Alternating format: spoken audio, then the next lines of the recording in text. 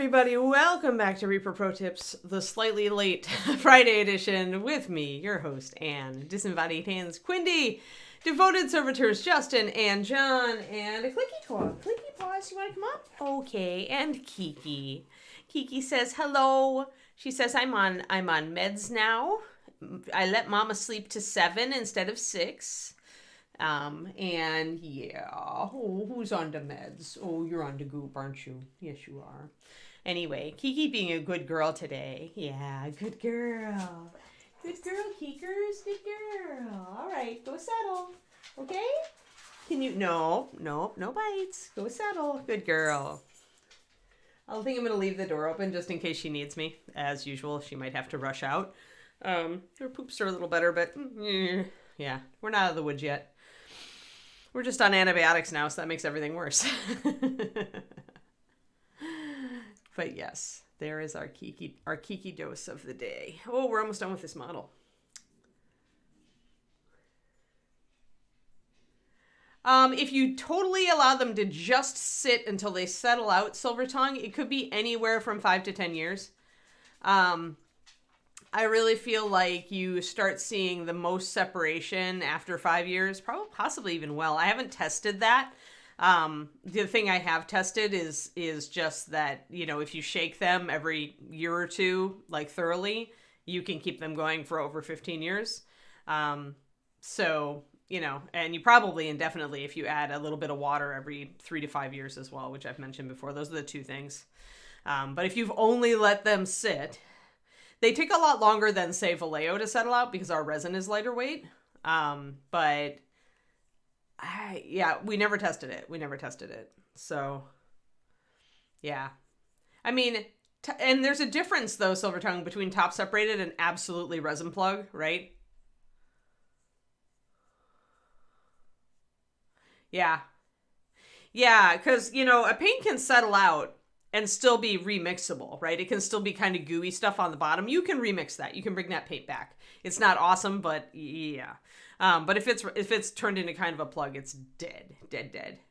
And sometimes when it's like it's still mixable, but it's kind of gone beyond the point that there's a point it goes beyond, right? Where you cannot put it back in solution, just like when it freezes.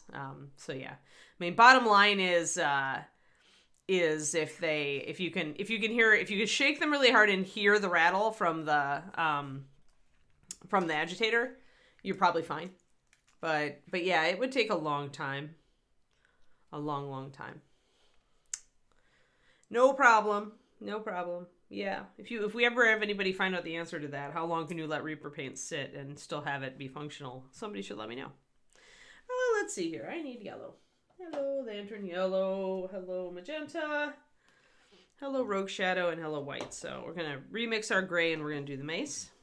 And then we'll probably do the leather after that, which is almost like everything is almost done at that point. Actually, since we're doing gray, we can also do her basing. We might as well do it on all the same kind of a sort of gray stone, right? So that we can be totally monochromatic. We haven't finished her skin either.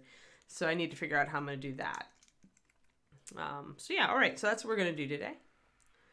Sorry for the lateness. It was like shuffling Kiki this morning, and she had a last minute out. She had a lot of little poops this morning, so I had to rush her out right before the stream, so I ended up being late. Sorry. Puppy emergencies they do happen.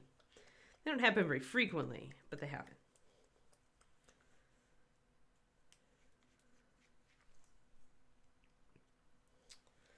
Alrighty. Yay. It's clogged. This whole week has been cloggy week. So yesterday I finished all my changes of my proof edit and I reformatted my book for Kindle and print, and I finished final edits and formatted my reader magnet novella for Kindle. And yeah, I probably could actually put the novella out as a little print thing too if I wanted to someday, maybe for a special thing. But, you know, for right now it's not necessary. It's just for people to sign up for my mailing list. So, hello, Teal Anomaly. I like your name. Although in mini painting, teal is anything but an anomaly. It's the color that a lot of people use. So I'm going to do a 1-to-1, so 2 drops to 2 drops of white and the rogue shadow. Since we're only using 4 colors on this model, that's the first thing that's going to get us close, if you remember, close to gray. Hello, Bob and Julie. So when you're looking to mix, it's like, okay, what are the 2 colors that can get us closest to gray? It's going to be this rogue shadow and the white. But that's not going to get us perfectly gray, so then we're going to have to tune it using one of only the 2 remaining colors. And since rogue shadow has a bit of red in it, the other color we'll be using is yellow. Oh no! Dang it! I was hoping I'd paid the price already because I was, late, but apparently Twitch must punish us. So since this goes purplish, the answer is to put a little yellow in it.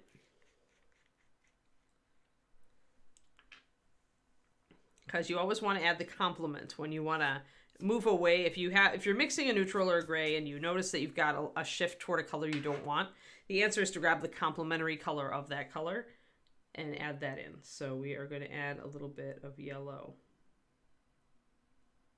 Unless my yellow is clogged again.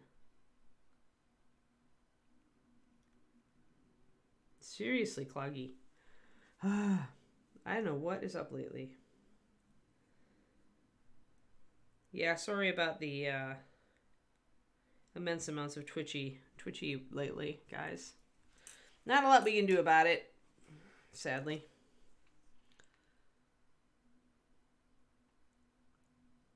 Oh no. Obviously I need to shake that better.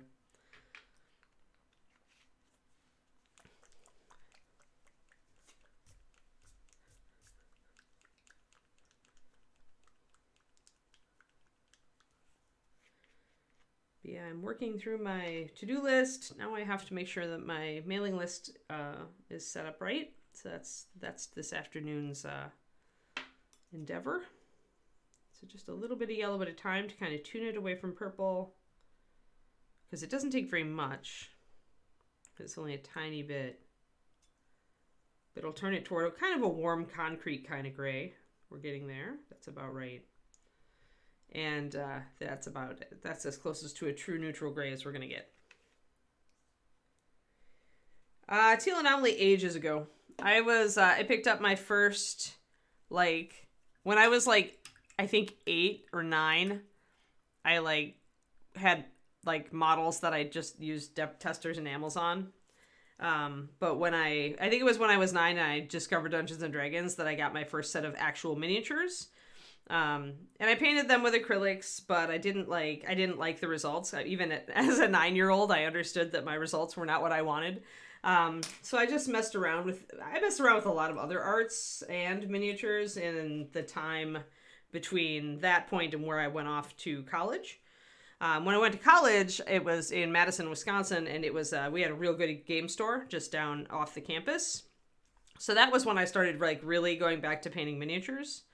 I do come from an art background. I did go to college for art, so I have some basic color and composition knowledge from that. And other than that, though, I always joke that I learned more about art from painting miniatures than I ever did in art school, and it's absolutely true. So yeah, I have been painting now, if we count that, and we all know I'm old, 4 decades. Although you have to count one of those as kind of a lost decade, the time from 9 to 19. I didn't do a lot of painting in that time. I started painting a lot more when I got to college and started playing video games with my new friends.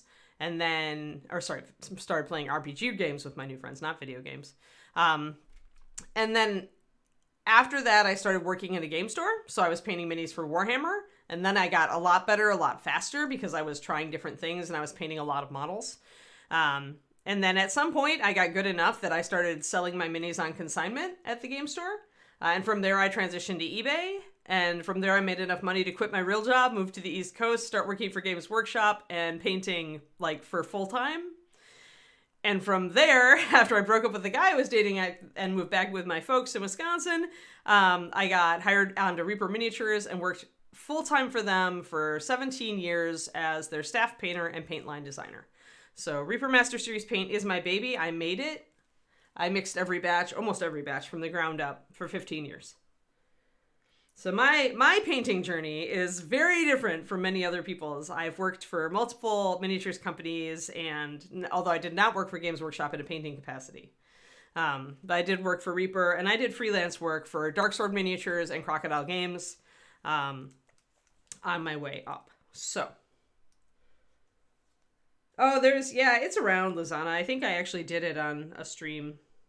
Oh, I did it on Crow's Nest. Michael had me on and we talked a bit about my journey. But yeah, so those are the steps. Like, oh, and in there, before I moved out to Baltimore, I actually was when I went for Golden Demons. And I won, and then I won my first Golden Demon. I guess that was during the Baltimore journey. So yeah, so I've got 2 Golden Demons from that time. That was my first national level, I think, award, and international level award as well.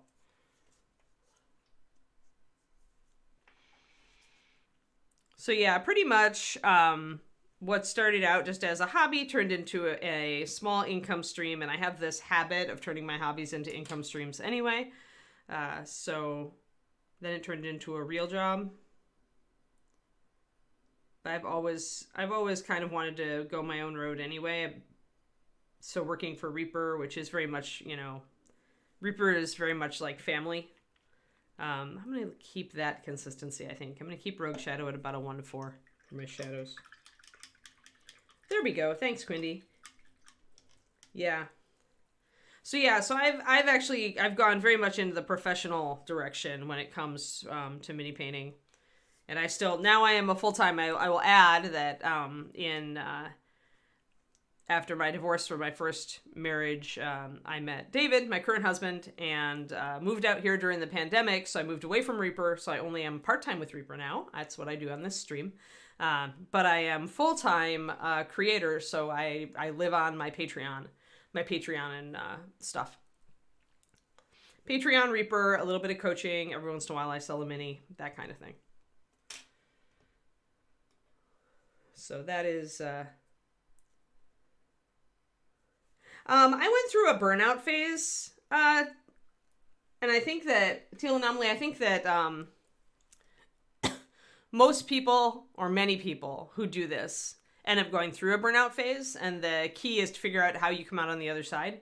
When I was staff painting for Reaper, I was very, very burned out, because you have to paint a lot at once, and you really don't have any oomph left over for your own hobby afterwards. Once I transitioned to making the paint line, which was relatively soon, I think I only spent a few years as staff painter before the paint department became demanding enough that I needed to go full-time in paint department. Once I was in paint department, I got the oomph back from my hobby because I wasn't painting miniatures all the time anymore.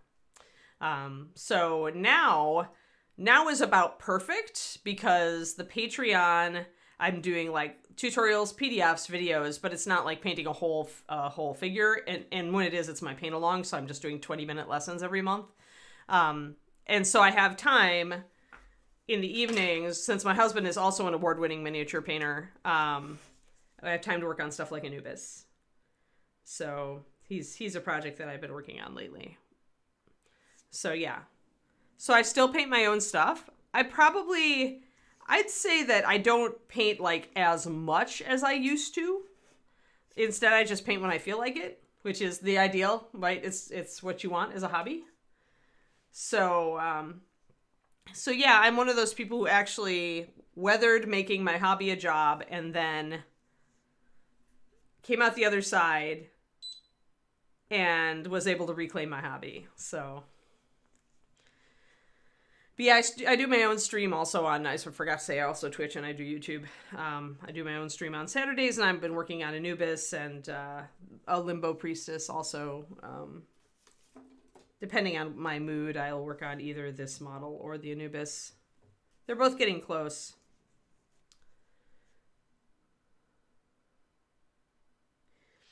Yeah, I mean, that's the thing that most people will warn you about making your hobby into a job, is that it's not for everybody. And that's absolutely true. I'm going to mix up some pure white, folks, so that I can work on this mace while we talk. Um,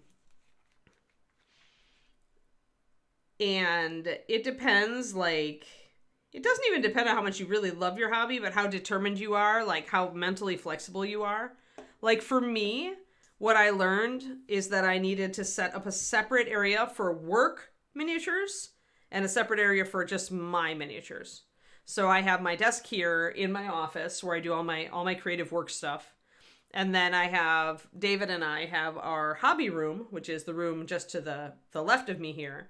And in that room, I have a separate desk, which is just for painting for fun for myself. So for me, I'm able to compartmentalize like that. Other people find different ways. And some people have learned a mental shift to make that, they love their work. Like they actually love painting for work. Like some people honestly love painting armies. And so painting armies for somebody else just works for them, right? But yeah, burnout is the thing that you have to watch for, and you need to figure out what a sustainable level of productivity is for yourself and that's true of just any self-employed profession, any entrepreneur, any kind of thing like that. So tricks, yeah, it's all mental games. It's just you're trying to hack your brain and convince it that it's actually not exhausted. But yeah, part of it is also just that I've slowed it down a bit. I don't force myself to paint if I don't feel like it. If I've got a competition coming up and I'm just not going to finish something, I'm not going to kill myself to get it done. This year I just decided, for example, because we got a new puppy and that took a lot of time out of my painting for 6 months. So I wasn't going to finish my Golden Demon entries. And instead of making myself do this huge crash thing over the course of a month where I finish a Golden Demon entry, I decided to just stay home. So it's making decisions like that are not necessarily the easy decisions, but they're the decisions that are going to keep your sanity. Is that kind of thing, is being able to make those decisions that enable me to do this as both a business and still love my hobby. Still get excited when I look at miniatures, that I want to paint for myself. The other thing is that since my business mostly deals with Reaper miniatures and 28s, although there are exceptions, but when I switch scale up to 75 millimeter or a bust, I'm able to actually enjoy it and treat it not like work because I so seldom work on those things for my job. So 28 millimeter is far more likely. I couldn't shift and paint armies because that's all 28s and it wouldn't be enough of a shift. So part of it is also just shifting your brain.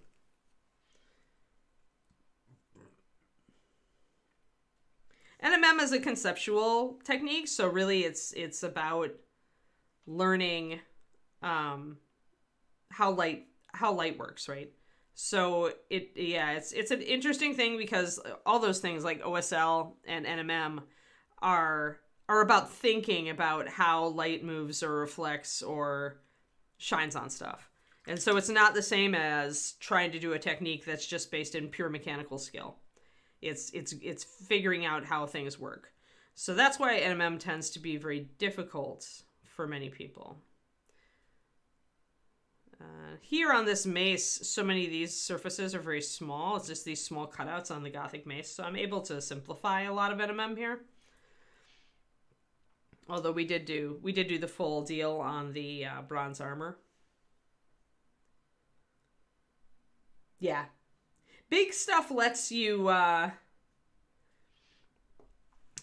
Big stuff teal lets you do textures and things more. I don't know if I have a really good big thing right now. Not really. I'm not doing a lot of texture. I did some texture on Anubis, I guess. But he's got some, I'm starting the bone texture on him, on his bones up there, all the little nicks and stuff. Things like that, and some of the cloth texture. I have a little bit of cloth texture, although it's hard to see on this. But yeah, so little things like the bone texture and the feather, all the little feather texture. That stuff is much easier to do on big models because you have the room for it. Whereas small models, it would be out of scale in many cases, so you can't do as much texture.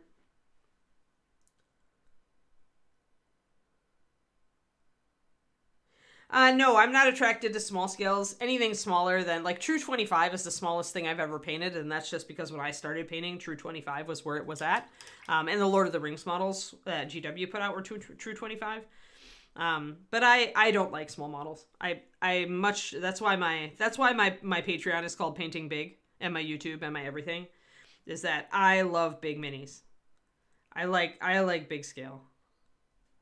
To me, painting very tiny is absolutely boring because I can't do any texture. I can't do any lighting realistically, because it would all be out of scale. And I like to paint realistic like stuff. So I'm like, for me, a tiny model is just, it's nothing. It's no fun at all. It's like base coating.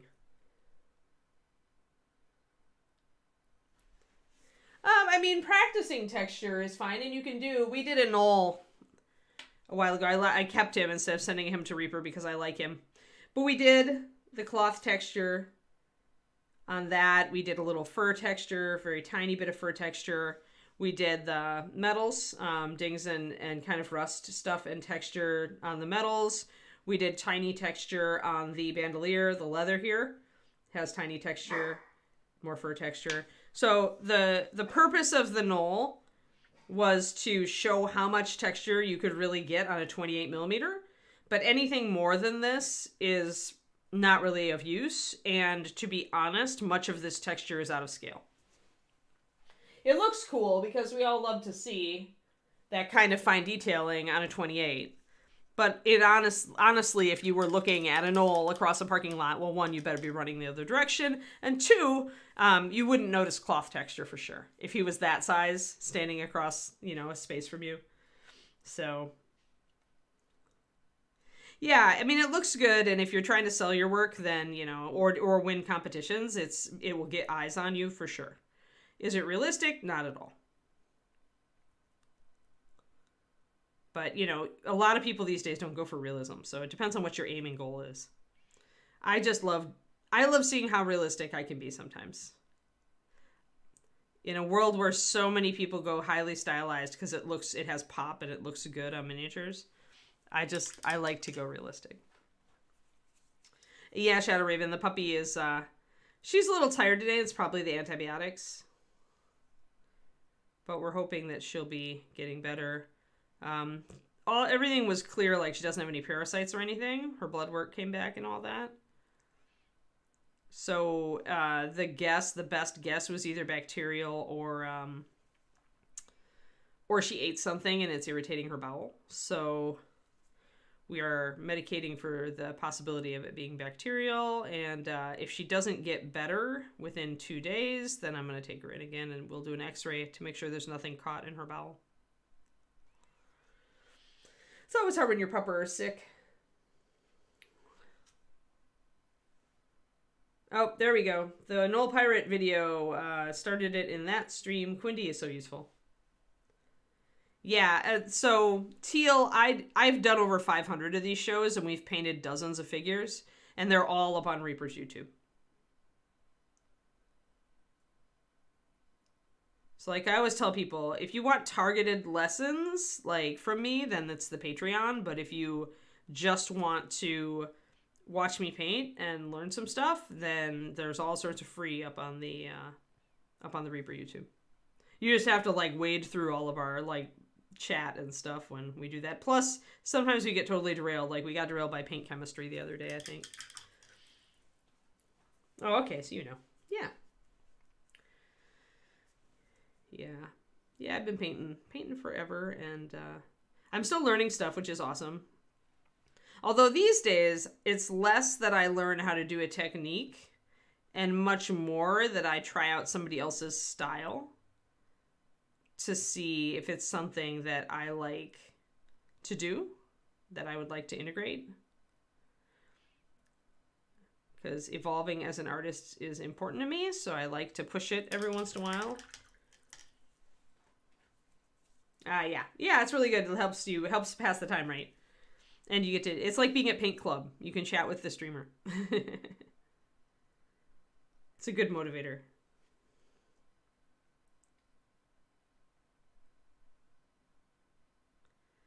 But yeah, so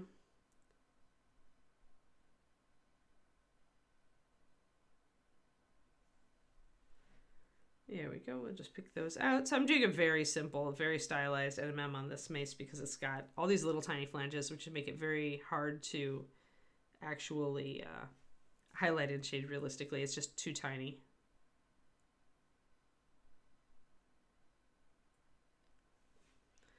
Very tiny.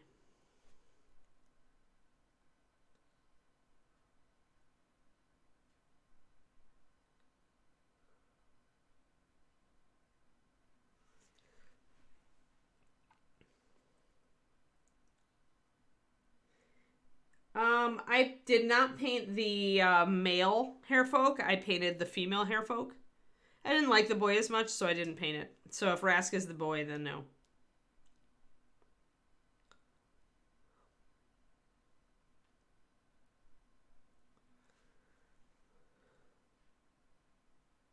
Yeah, I don't. Yeah, I didn't. I just painted the female.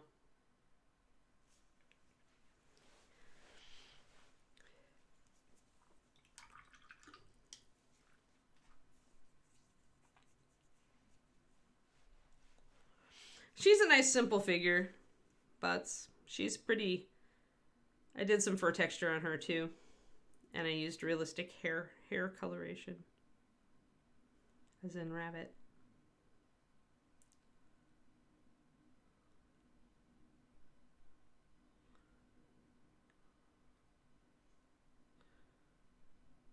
I'm just trying to get a little bit of more shading in there so that the mace looks a little more shiny. Because in order for NMM to look shiny, we have to have shadows right next to our highlights. And they have to be dark shadows.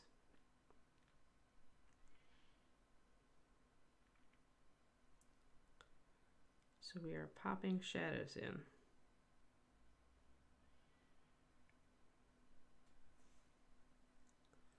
To make it look shinier.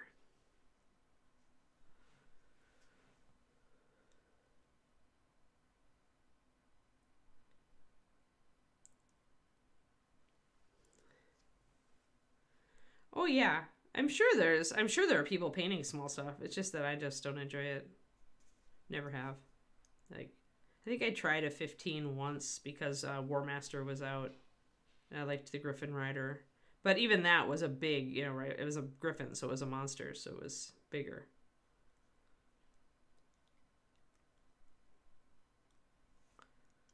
There we go. That's looking pretty good. I feel like that mace looks pretty good. And that's the only silver that we have on the model. So now we'll do the base real quick.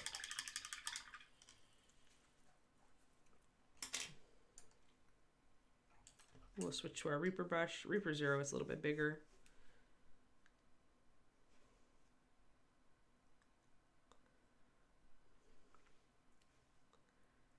I might want to do a wash to bring out the cobbles with Rogue Liner, because the liners are so good at washing, being a wash. But first I'm going to make sure I get all my cobblestones painted over. And I want to grab some of this Rogue Shadow and put this deep shadow down under here, because there's no details down under here.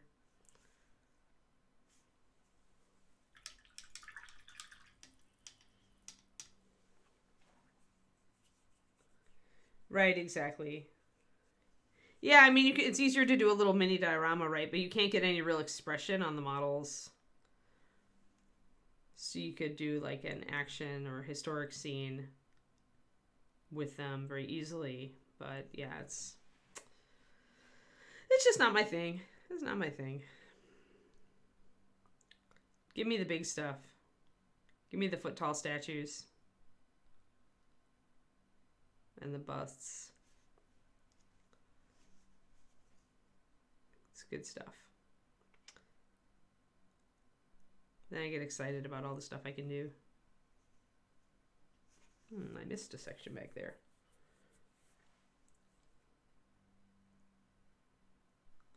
It depends on the model. teal. Like, sometimes the part I think will be the most fun isn't the most fun. I tend to like intricate parts. So I think that, but I also like textures. So like, I was waiting to paint the bone collar on him for a long time, but I actually enjoyed doing the wings. I actually enjoyed doing the wing cloak more than I thought I would once I got into it. But like for this dude, it's definitely, I really enjoy doing the tree so far. Like, so I like the texture. I like doing the bark. And then with this lady, I'm actually really liking the intricacy of her NMM. So like all of the intricate NMM on her hips, I really enjoy. Actually, her whole outfit.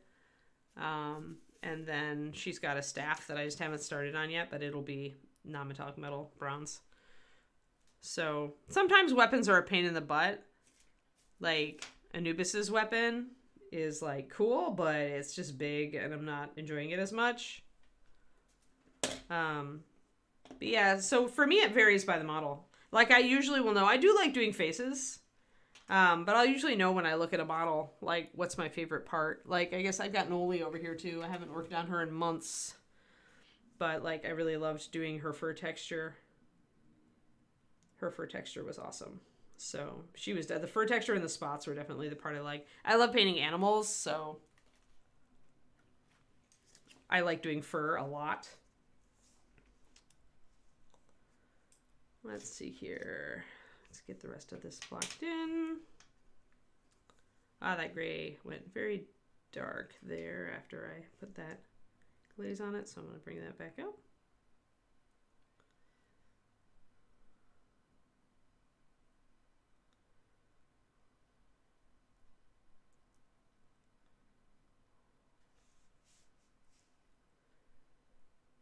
I have them. I have them because I love animals, so I don't like the cats and catacombs as much as I like the dogs. For that reason, the cats are very small. But I just got my Faraway Sea set, and that has some cats in it. So, I mean, I'm really good at micro detail, so I'll probably try to paint one and see. The other thing, though, is that Steamforged Games doesn't use a really high-quality plastic on their stuff. They use a good enough plastic, but it's, like, not nearly as good as Bones USA that this Reaper model is in. It's not as good as Siocast, not even close. So I kind of wish that for those models, given how small those models are, I really wish that Steamforged would look at going to Siocast, because it would let them get better detail. Because that's the only thing is, like, I love those models, but the detail goes soft sometimes, and I get really annoyed. Well, the dreadlocks aren't even done, Shadow Raven. That's why it looks like it's not. They're not even painted.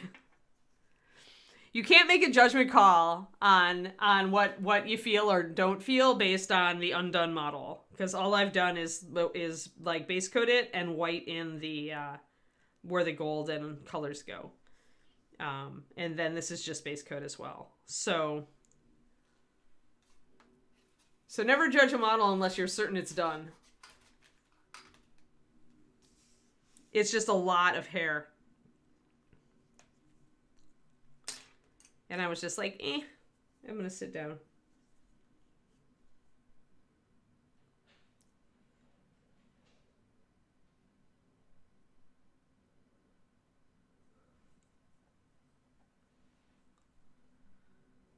Last year I wasn't at ReaperCon, so it must have been the year before Twisted Oma. Last year I had to skip because Kiki had just come home, remember? And she was a tiny puppy and I couldn't leave her. So David had to go without me. Alrighty. So I think I might just highlight these Well, I should probably do a little bit of shading. Let's do a wash here. Let's see if I can make it not quite so bad.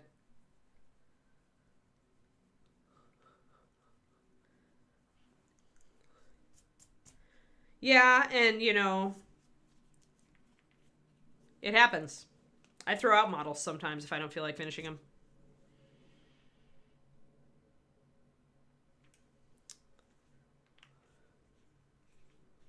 I haven't thrown out that one because I like the parts of her that are done better than I dislike the parts of her that are not done. So eventually...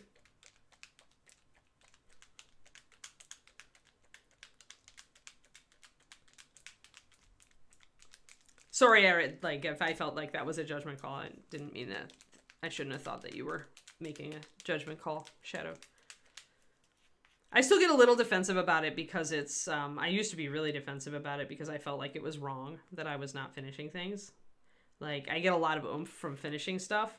And so when I'm already giving myself hell about not finishing something, I tend to get really defensive when other people notice it's not done. So it's not you, it's me. Sorry about that.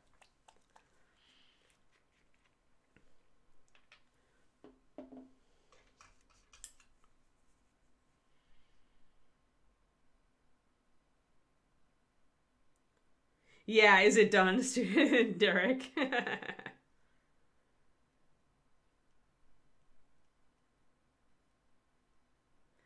Yes, is it done? The poor person. It's not as good as Jen to Amy Brem though. Jen's comment to Amy is still the best ever, which is I have some acetone in the car if you need it.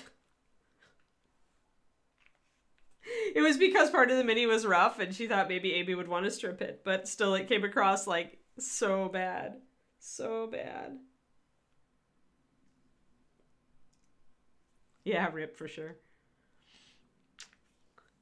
But that's what you get sometimes. Like, I always ask, my first question when you bring a mini to me for a critique or an assessment is, do you want this on easy mode or do you want me to go hard on you? That is my first question.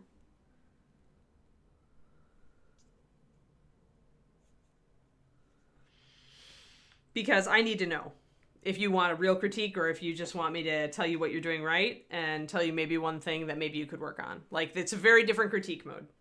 Both of them are honest critiques, but framing is totally different.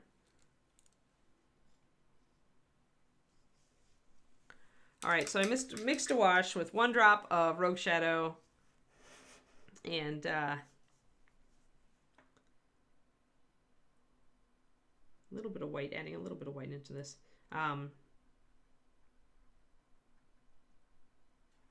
To gray it out a little.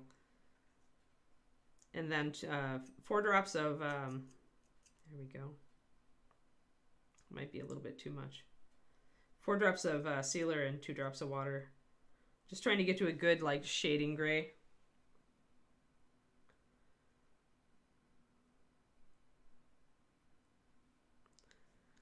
And I think I'm going to actually put a quick highlight down. I might even side brush it over these cobblestones with a light gray. Because then my wash will look more like it's working. So I'm mixing a light gray.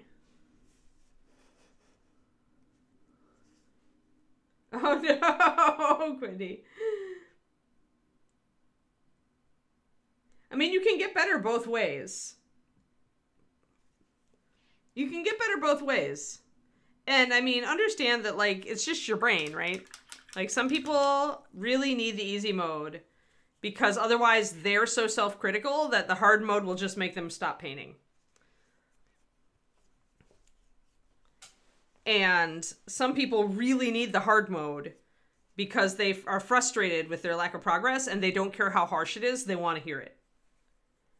And then you've got every shade of person in between, which is why I always ask. So I'm going to get a little bit, I'm almost going to dry brush, but it's going to be more like a wet brush. Just going to bring out a little bit of this detail on the edges with a wet brush over the top. And then I will put a wash over it. It's all Bug Lip's fault, always. Yes.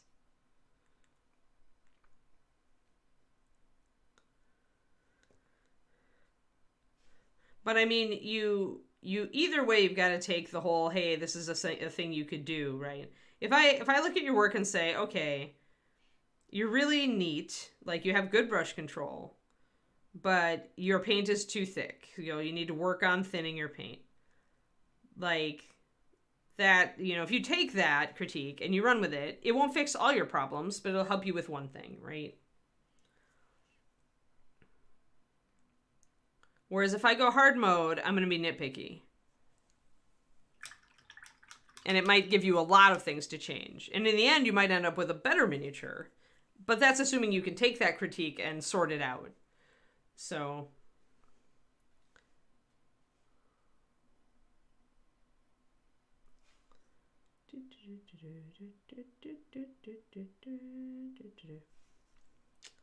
a little bit of cobblestoning. Perfect. Her base is tiny. And I could have given her a bigger or better base, but I really wanted to stick to the limited palette on this one, so I'm being very... I didn't want to have to... Do I have a Discord? My Discord is part of my Patreon, so I don't have an independent Discord, Teal.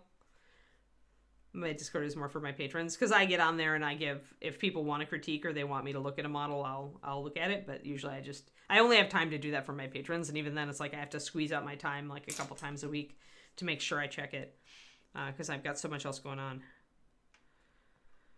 I'm always busy. Always busy.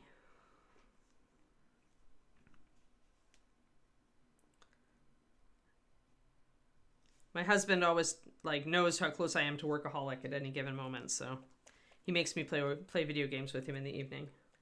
Yes, Reaper does have a Discord. Thank you.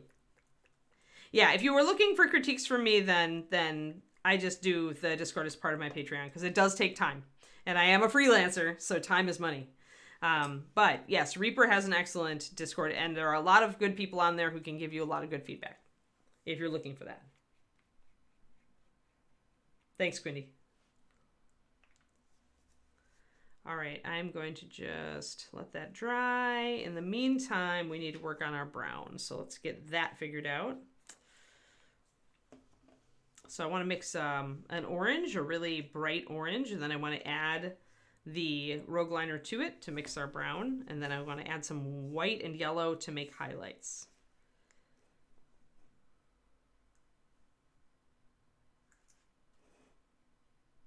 Right, exactly. That's the Games Workshop way of doing things. So that's the army way, right?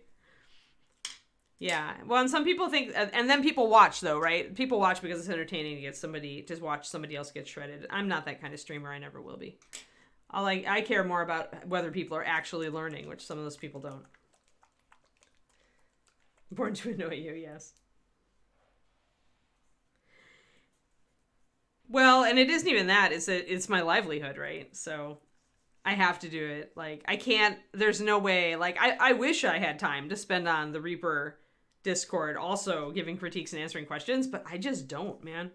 Or, it's like, I work a lot. My husband is kind of shocked at how much I work. So yeah. It just is. It is what it is. And there was a lot of time in my life that I would go and do it anyway and give away stuff for free. But I got taken advantage of a lot. And so I don't do it anymore. But that said, like I said, there's plenty of people who will give you good critiques on the Reaper Discord.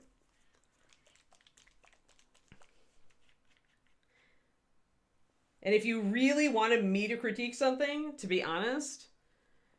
All you'd have to do, Teal, is sign up for my Patreon at the $2 level for 1 month, and then just get on here and let me know, hey, I put a thing in the work in progress or the critiques wanted, feedback wanted channel, and I'd love your opinion. I just go and do it, and then you could unsub. I mean, you pay $2 for a critique, or as many critiques as you want to fit in that month, I guess. But that's the way you could do it. It's not, my Patreon is not terribly expensive at its lowest level. All right, so let's mix this orange.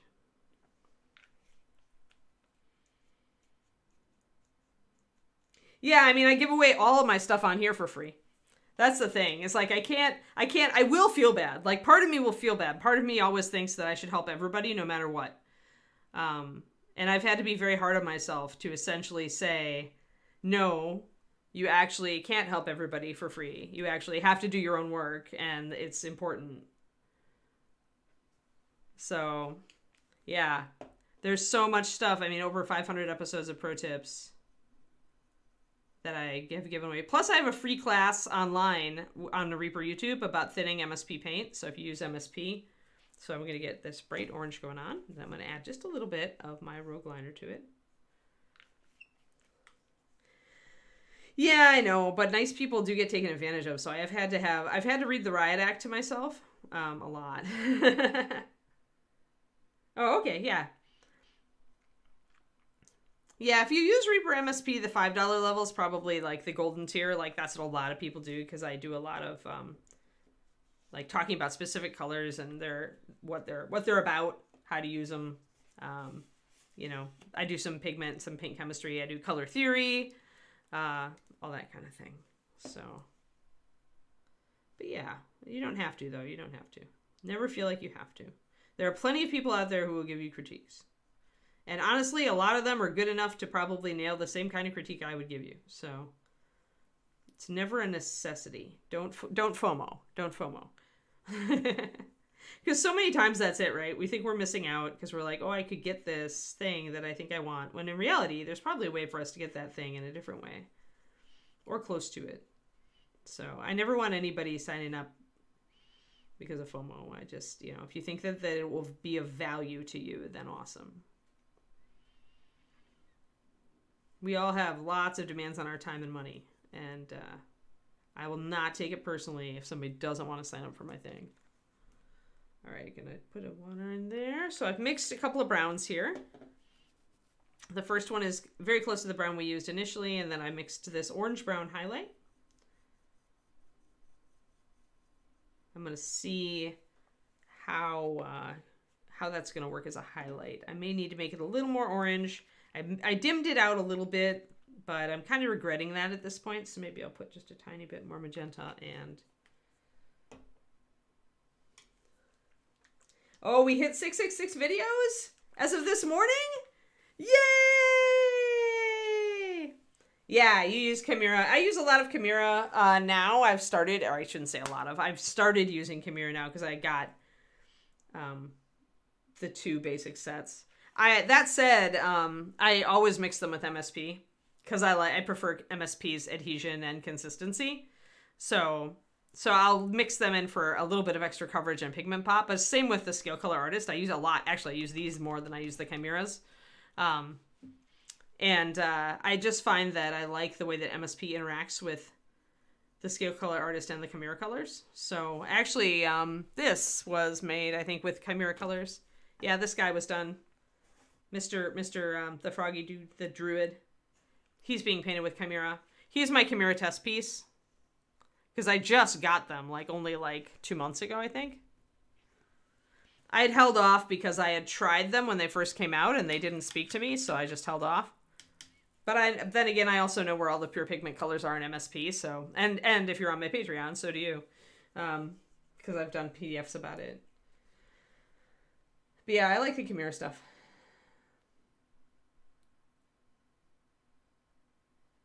No, and I usually do smell. Actually, I was talking to people about smelling paint before I had the alizarin crimson. What the smell tells you. I mean, some of it is pigment, but some of it is base. But no, I have not smelled the green. I mean, I assume a lot of them are phthalo green, which I've smelled a lot at Reaper because we have access to phthalo. Not a big smell on that one. But yeah. Light moss green or olive. Huh. Nope, haven't. I don't know, do I have those? I don't think I have those because are those in the artist sets? Oh, it's the olive green. I don't think I have the olive green. I have just the 2 sets. Oh, it smells good. Interesting. It's probably the pigment then. It's not the base because I think they have the same bases for everything. A bit minty. That's the way Vallejo smells. Actually, everybody always said Vallejo had a minty taste, but I was not silly enough to try to taste Vallejo. So I think I said specifically the white was minty.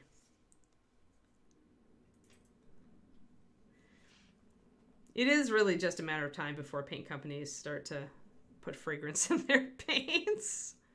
I need to pop my white highlights on weapon here a bit. Just gonna go back and forth, hitting the things I need to hit at this point in the model. But yeah, I don't have, I think the olive green is part of a set that I don't have.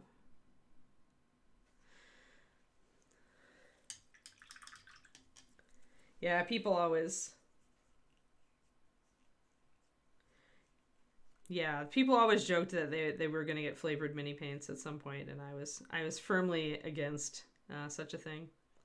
All y'all know. I know it's a funny joke. All right, so this gives me an orange, but it has very, very, very slight coverage, which is fine. It's going to be good for an initial blended highlight, and then I'll have to add white to it to get some more detailed pop, some punch, so to speak.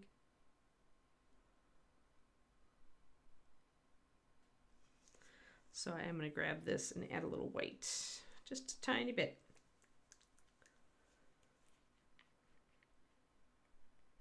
No brush licking allowed. It's not food grade, people, not food grade.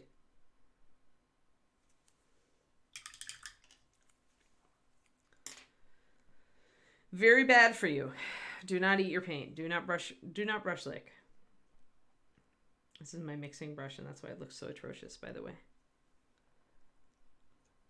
There we go. All right, a little bit of white to make this a little more opaque. Then I'll test it to see if it's too opaque, if I need to thin it again.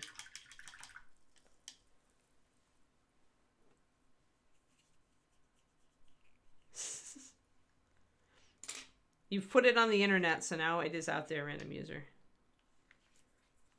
It's spontaneously generated. All right, so I added a little bit of white, so I'm thinking this is gonna give me, yeah, this is actually about the amount of pop I wanted. So adding a little bit of white will always give you slightly better coverage, and it will not change the color like hugely, depending on how much you add. If you're real lightweight with it, you can preserve your color mostly, more or less, but then get better coverage.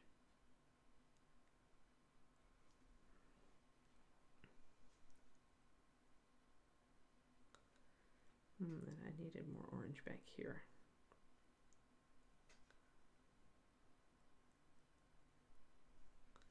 This is also very much the color that we use to shade our white. So remember, we're using only 4 colors for this whole model, so you're gonna see things repeated, like the white shadow being the same as the leather highlight.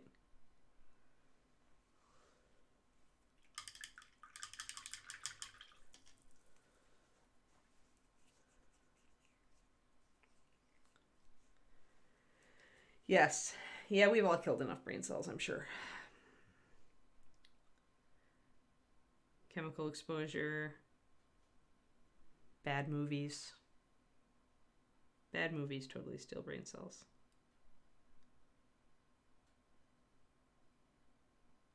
Unless you watch them with MST3K, and then you're okay.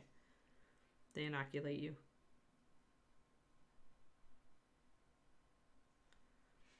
All right, so a little bit more highlights.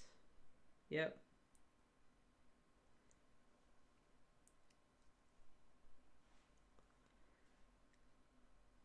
I am just trying to mix little bits of highlight now to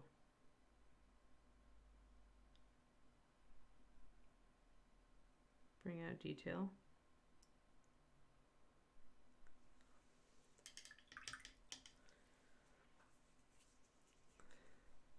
Fancier. I feel a little less sane.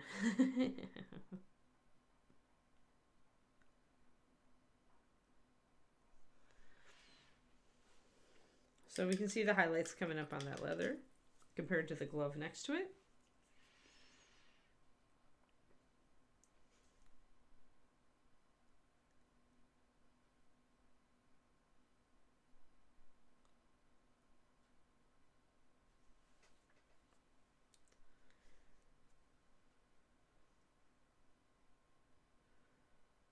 Oh, have fun, Grey Wolf.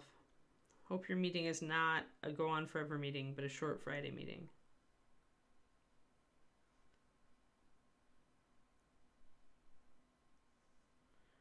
Setting up with just a little bit of highlight here with the leather, just to bring out a little bit of detail.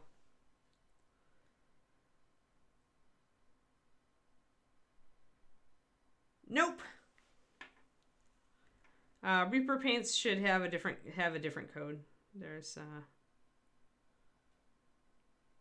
unless they've changed it since I left. But the code there is a code to identify batch number. Yes. Let's see here. Need to mix a little bit of a lighter color, adding a little bit of my white.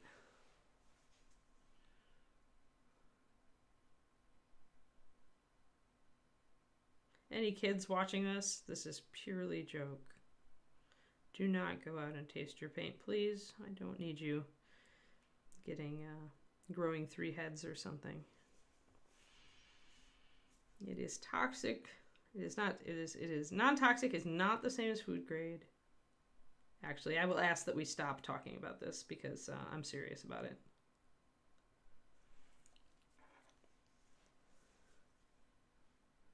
Hey, Roger. I know y'all think it's funny, but some kid's gonna watch this and get sick. So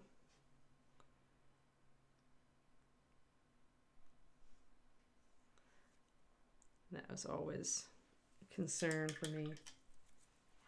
Yeah, don't sniff markers. Although I don't know that they give kids those really stinky markers anymore for precisely that reason. Maybe they do, and I just don't know. Can make a little silver latch over here with my gray. There we are. Just a little bit, only need a little bit of highlight on the dark brown. You don't want to bring it up too much or it's going to start looking a lot like all the other colors because you're mixing everything with so few colors on this model.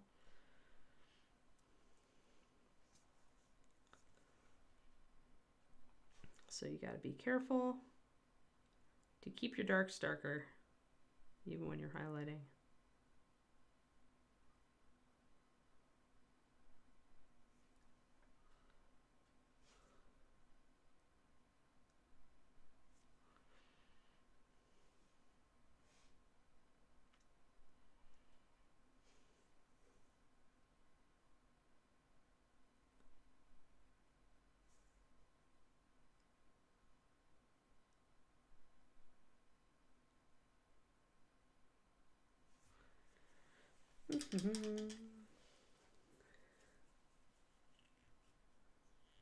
Yeah, scratch and sniff is non-existent because they don't want to encourage kids.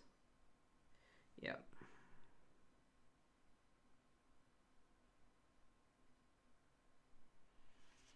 There we go, a little bit of bronze plates that I forgot, so I throw a highlight on those. Okay. We have a little bit of bronze that we forgot. So this little cross down here, the tabard edges, and the butt of the mace. So let's get those pieces.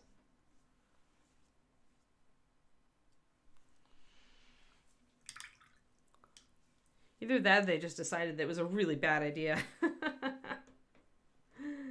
Who knows, right? All right, let's see here. We gotta get a bronze color. So using the same 4 colors, we're not gonna mix a different color. Mostly yellow this time. And just a little bit of the magenta.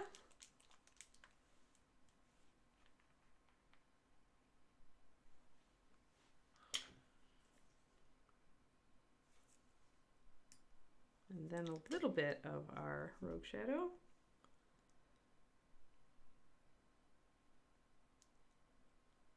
We're going to need a little bit more rogue shadow.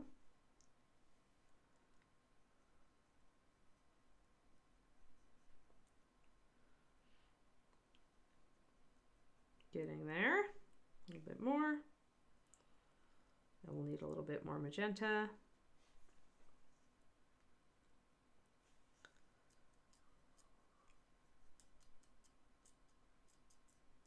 Close, need more rogue shadow.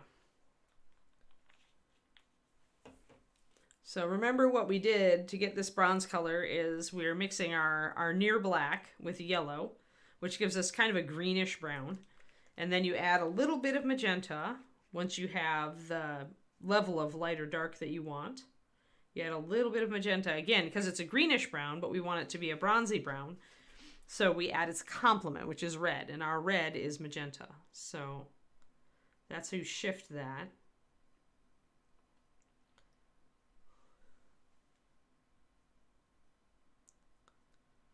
And then we lower it until we got perfect.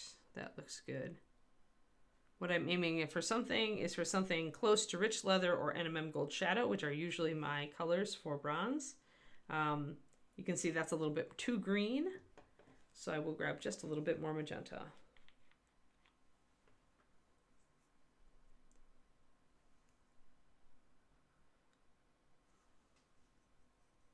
There we go, perfect.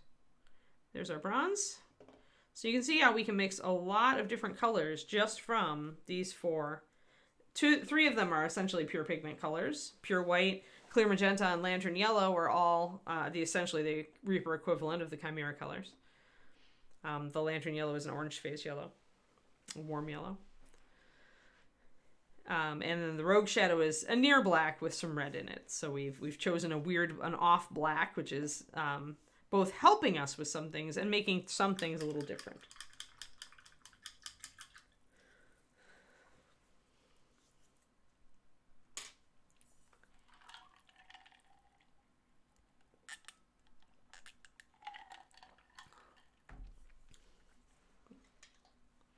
Alrighty. Now I need to throw this in a different well and mix a highlight for it. I have a shadow already.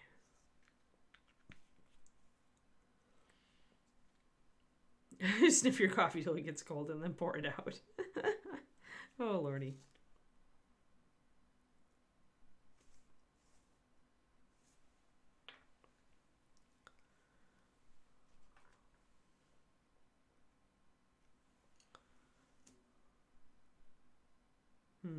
My water bottle every once in a while gets a little temperamental. There we go. I want to be careful not to over thin this.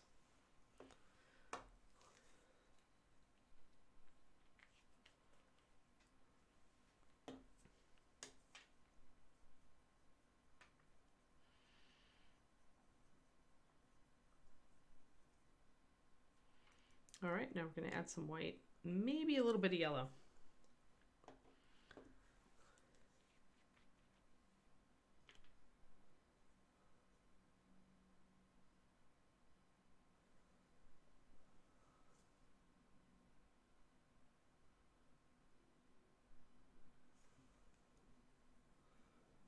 Okay, so that took it a bit softer, and if I want it more gold, I would mix more yellow in, but this is actually close.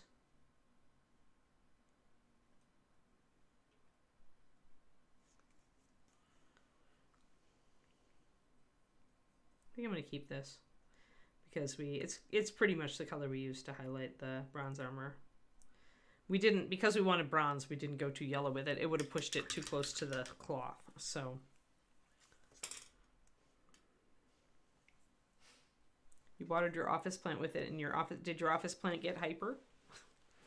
Although who knows if there was any caffeine left at that point.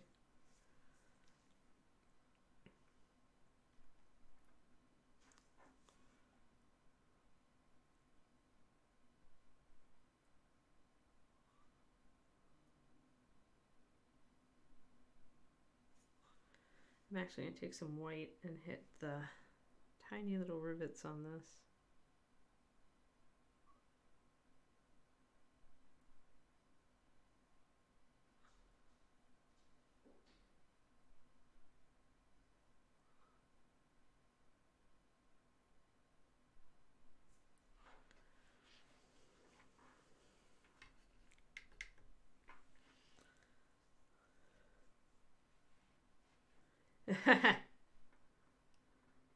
Oh yeah, maybe. Well, yeah, we compost our coffee grounds. David composts his because we have compost here in the Bay Area, so we it goes out on the curb with the rest of the garbage.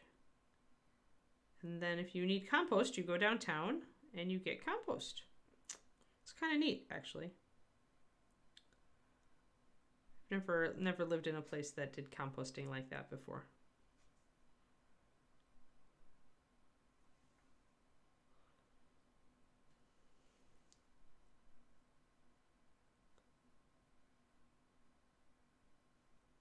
Kiki's decided that she's a plant eater, though, so I don't know that we'll be planting any more like herbs or vegetable plants in our backyard.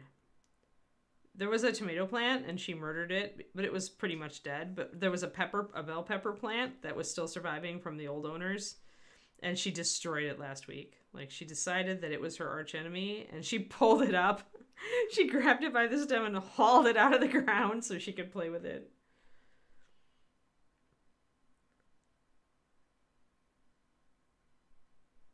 Yeah, that's for sure, Carly. Hard to do in the office, yep. So yeah, Kiki the plant murderer makes it likely that I will not need compost.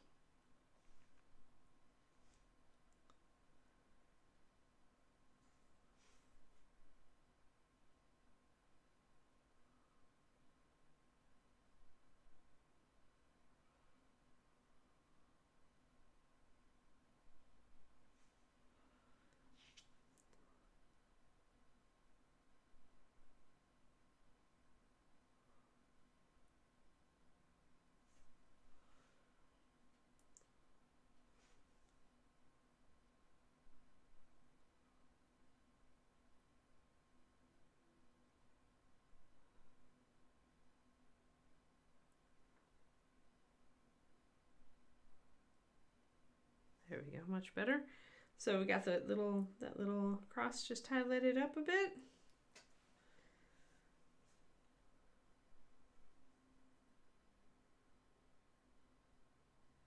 Oh yeah.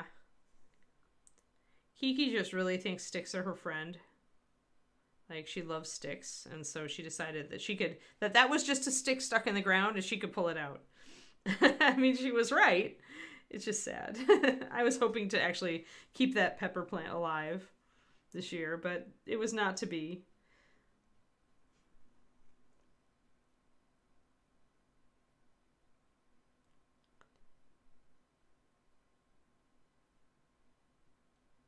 That's all right. I probably don't have time for a vegetable garden anyway with all the rest of my crap.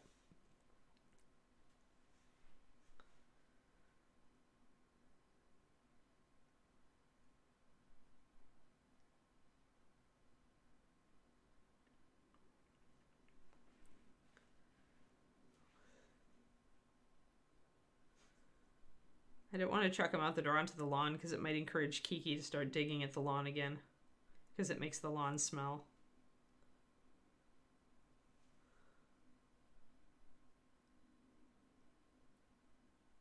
I'll just help the community compost program.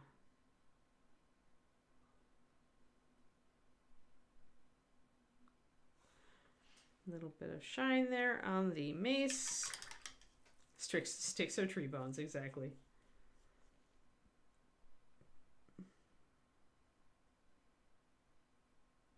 Oh, I'm sure. That always happened to us in Texas, Twistoma. Whenever we put anything out for large item pickup, it was gone before the large item truck came. It didn't matter what it was.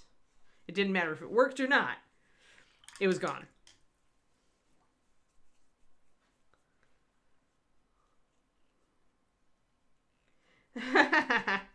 That's good, Quindy.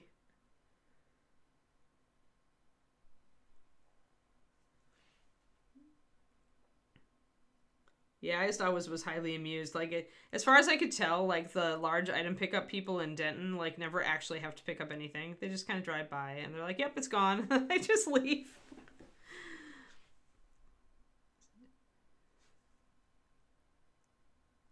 I was always amused.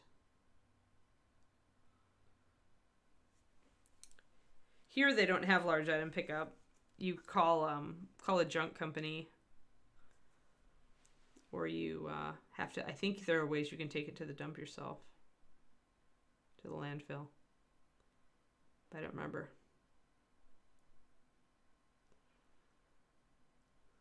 Alrighty, so there's all shiny. That's shiny, shiny, shiny, shiny, shiny. And we got to do the front of the tabard.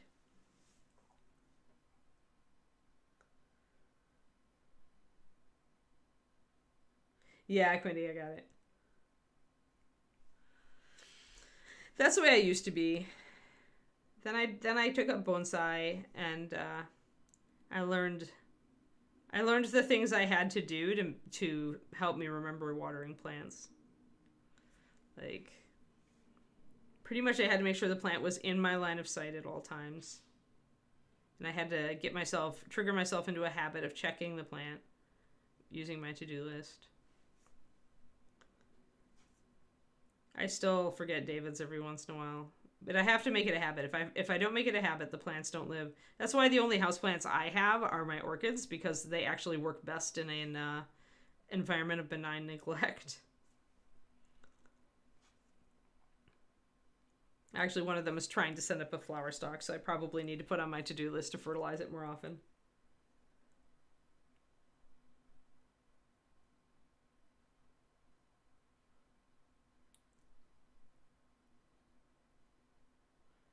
Oh yeah, that was it true in Madison, college town. And Denton was a college town as well, but we lived far from the colleges. We're on the opposite end of the city from the colleges.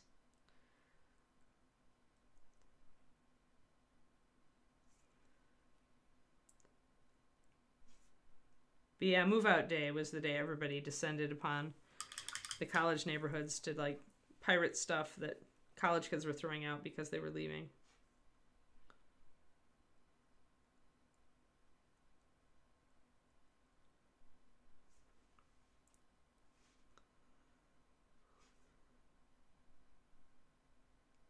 And here's where it's really important to keep the gold as definite, or a bronze as a very separate color from the yellow, because when you're actually using it as a border for the yellow, that's where it's really going to clash if you have it get too close.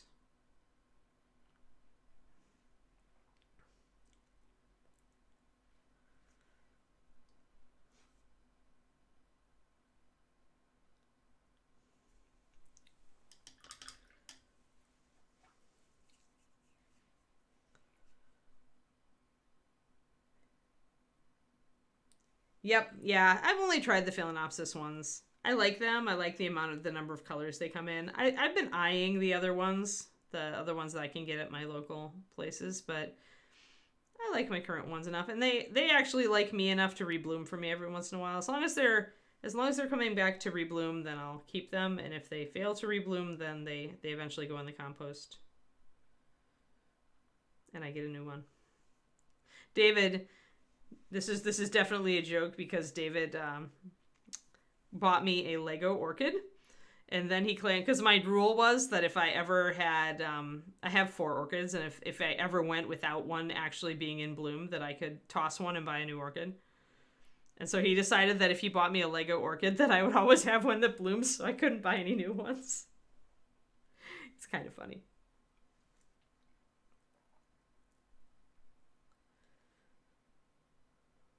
So yes, I have. Yeah, that's a flower you could keep, Quindy. The Lego orchid. It's actually really nice. It's one of their adult, kits, not for kids. So it actually is pretty cool. David and I constructed it together.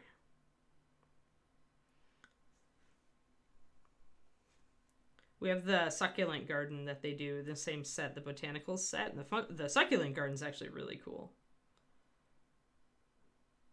I would totally keep that on my desk at work.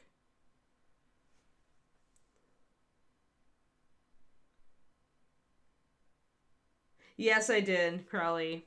David showed me that one. I like our orchid, though. We'd have to get another one and turn it into the ant. Or the tree beast. The plant beast. Looks like an alien beast, actually. So there we go. The only thing that we have not finished is the face, and I don't have the time, I don't think. So we may have to finish this one and start a new one. I'm going to paint the base, though, the edge of the base. We'll have to finish this one and start a new one next time we're on yellow day. Oh, it's this. This is the orange putty. The orange putty is ridiculous. It was, what? Elmer's. Elmer's put out the orange putty, and it's terribly sticky. It's awful. Let me get some of my mounting putty to cut it down with.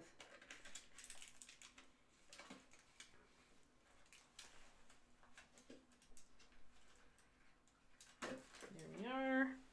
So I'll pluck it off and mix it with my mounting putty. Yeah. I don't think we should know better. We should totally enjoy our Legos. I have never believed that adults get to stop having fun. Screw that. I'll steal the kids' stuff and do it. I am still ridiculously undignified at times, and I am just fine with that, and I don't care if I get called childish. Thanks, Crowley. So I'm going to use the putty to take off the putty.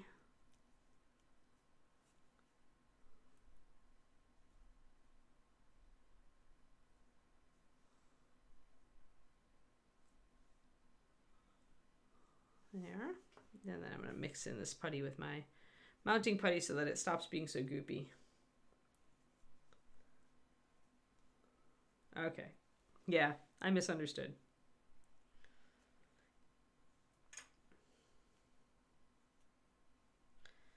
I don't think we should know better. I think we know best.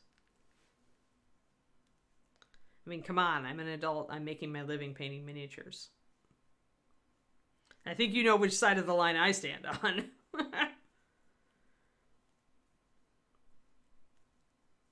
We're all big kids at heart, though. I mean, it's just like, do you give your kid room to play or don't you? Like, that's the thing. Oh, no, I'm going Rogue Shadow on it, Pendrake. I'm using the same colors that we've been using all along. We're not going to depart.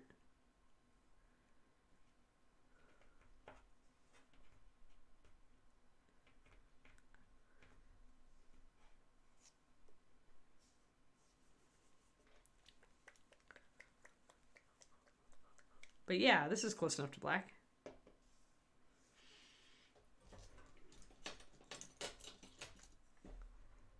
You know, you can always do that, Age of Marble. It doesn't matter if you have a toddler.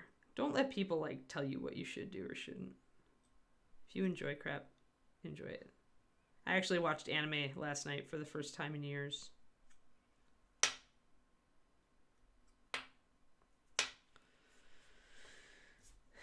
Because Overwatch is doing a promotion with One Punch Man, and I never watched One Punch Man, so I decided I would go watch the first episode of One Punch Man. It was amusing, so I might watch another one.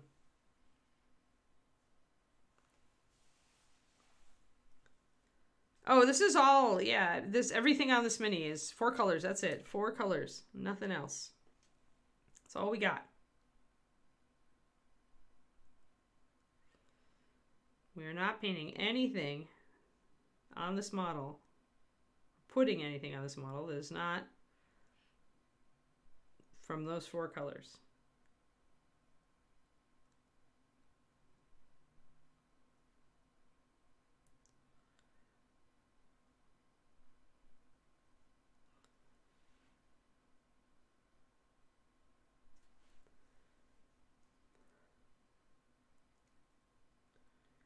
Quindy.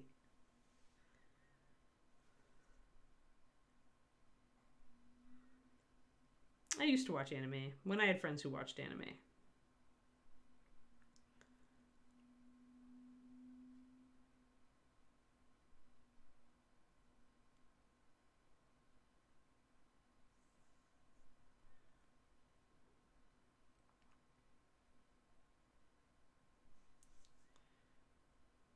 Oop. A little bit over the top there.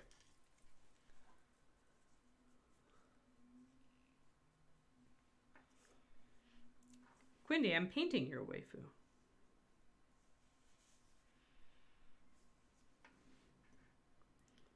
You're not abandoning Miss Necromancer, are you?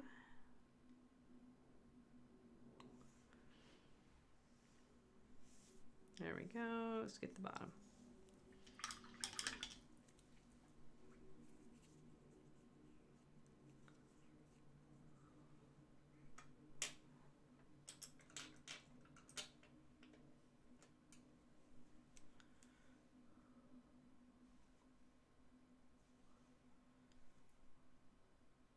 Block this in.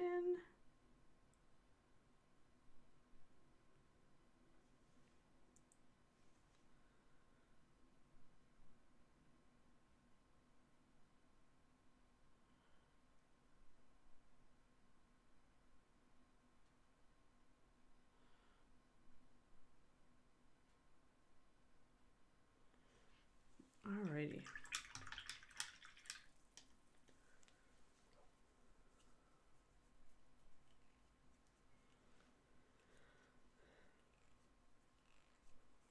I didn't think so, Quindy.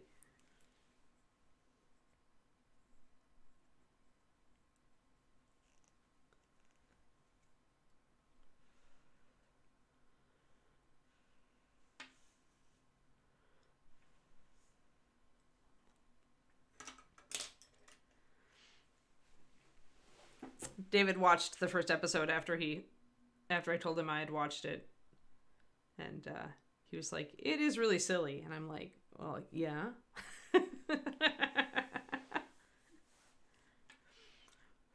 But I like silly anime. I mean, I watched Drama 1/2 and that's a silly anime.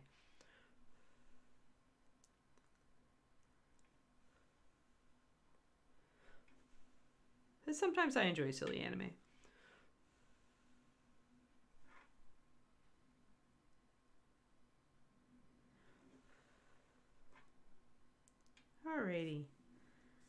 Alrighty, little model. So all we need now is Deface. The rest of Dimini is very nice. Plop her on here. And she's looking good. I'll stick her back on the, once I've got this dry, I'll stick her back on the putty just to sit. Ranma, I think. Yeah, Ranma. Pendrake. Yeah, you read the manga. Yeah. I watched the show because that was when I had anime friends. So we watched all sorts of different stuff. We watched Robotech and Cowboy Bebop, and we also watched Rama 1/2 and some other stuff that I don't remember. Vampire Hunter D and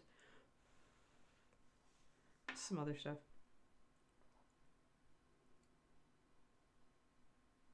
Yeah, Rama's an absolute classic. I told David we should watch a couple episodes if he really wanted to see silly anime. I don't like Grimdark because they tend to get really violent, and I don't like extreme violence, so... Okay, I think that's pretty good. Well, it's almost dried. I'll stick her back on the putty once she's fully dry. But for now, I think we're pretty done. I guess I can end a little early today. I've been going a little long on my other days, so she is. Sometimes I just stick them in my palette so that they can dry. It's really rainy here still, so it's too moist for her to dry very fast. I'll do that. Sit. There, now she'll sit just on top of that. She's so lightweight, and I just needed this putty, so it's a little sticky. So yeah, so there we are, guys. So all we need to do is the face and maybe a highlight on the cobblestones a little bit. And but we did manage to get a decent gray, and everything on this model was indeed painted with only 4 colors. So I think we did a good job. Yeah, but I started late, Pendrake. I started really late this morning because with the pupper and her meds and everything and her emergency outs, I got pulled away at just about the time I would have started my stream. So we actually started about 10 minutes late. But yeah. All right, people. So I think I'm going to be streaming my own channel tomorrow on twitch.tv/paintingbig at 3:30 p.m. USA Central Time. If you are around, stop in. I'll be either working on Anubis or I'll be working on my Limbo Lady or I'll be working on Druid. I don't know. Whatever I feel like, really. So yeah, we don't go by the actual clock, we go by runtime. Yeah, I know. Mostly it's my guilt complex again. So Monday is Sophie Day. Our blue armor's actually turning out really nice. Shiny. Shiny. Yeah, thanks for stopping by, Teal. It was nice talking to you. So yeah, this is actually, Teal, this is NMM that we're doing. We'll be doing it on Monday. But we're doing a blue-black NMM. So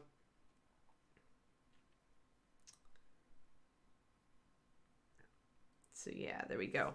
Cool. So that's what we do Monday. And then actually Jeannie is the day after. So I have to have you guys help me figure out what we're going to paint next. Like Kathy Wapple's on the docket, but then we have to make some decisions.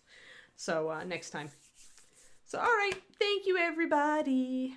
And I hope you have a great weekend. I am hoping I have a great weekend. I'm going to publish my book, guys, by Monday. This is my goal. We'll see. We'll see what the universe throws at me. Yeah, right. That's why we tell you not to time check me. Yep. It's true. Yes. Yes, it's happening. It's happening. And then I have to finish the second one. So I'll let you guys know when it's officially out. And I double checked, and it will be orderable through Barnes & Noble. Once Ingram's has it in their catalog, it will be orderable through Barnes & Noble and any other bookstore that uses Ingram's as one of their distributors. So yes, excitement. I hope you all have a great day, and I will see some of you tomorrow. All right? Bye-bye.